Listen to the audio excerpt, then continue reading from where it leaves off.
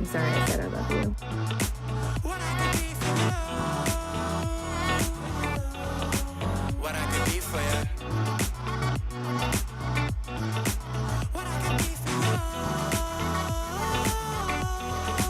What I could be for you.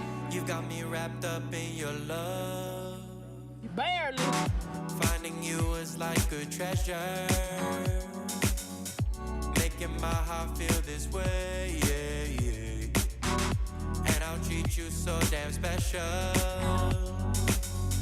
What you did, who you were with, I don't care about those days. When I'm with you, I won't complain. Share your success and heartbreaks. Yeah, you know I stay by your side. Never leave you dissatisfied. But I need you to let me know. Is this attraction? Or is it the moonlight? You want satisfaction, but only for one night. This could be real love, but you've been broken, and I just want you to see what I can be for you. What I can be for you. What I can be for you. What I can be for you. What I can be for you. Baby girl, it's just one night. Yeah, baby girl, it's just one night. Oh, yeah, it's just one night. Yeah, baby girl, it's just one night. Yeah, girl, it's just one night. Yeah, baby girl, it's just one night. Oh, yeah, it's just one night. Yeah, baby girl, it's just one night. Now, she wanna go renegade? Go renegade, bitch.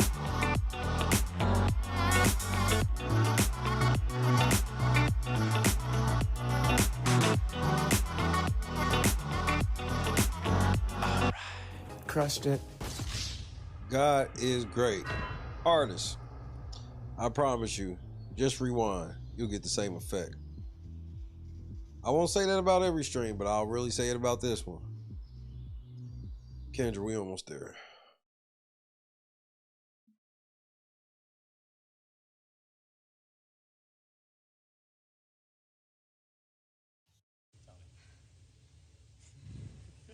Guys, I gotta go. You got it, I don't Jess. want to hurt myself. You got a pee? It's all right. No, You you got gotta it, go. Jess. You gotta go, girl. Let go. I don't even want to fall. Turn to the side. You're okay. Just You're good. land right on that booty, girl. Just put your legs out Turn and to the pull on side. your booty. Jess, you're amazing. You got it. You got it. You got it. Turn to the side. Just let go and turn. Like you're laying in bed. Yep. Like you're jumping onto your bed on your side. Just let go and turn to the side. Shut your eyes. You got it, my love. Just turn to the side. You're okay. Heifer. I've never even heard of him. I'm petty.